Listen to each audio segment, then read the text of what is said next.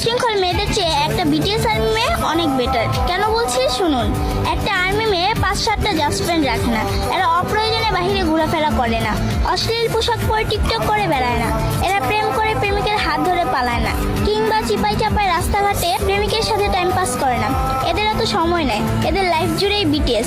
এরা ফ্রি সময়টুকু বিটিএস নিয়ে কাটায়, বিটিএস এর গান স্ট্রিমিং করে কাটায়।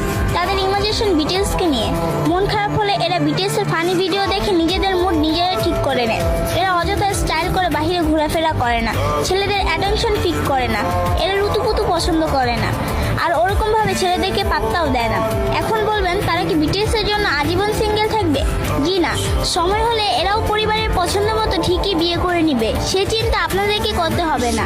আর বিয়ের পর ঠিকঠাকভাবে সংসারও গুছিয়ে করতে পারবে। আবার যার যার ক্যারিয়ার নিয়ে স্বপ্ন আছে তারা সেটাও পূরণ করতে পারবে। আরেকটা গুরুত্বপূর্ণ কথা, কোনো আর্মি কিন্তু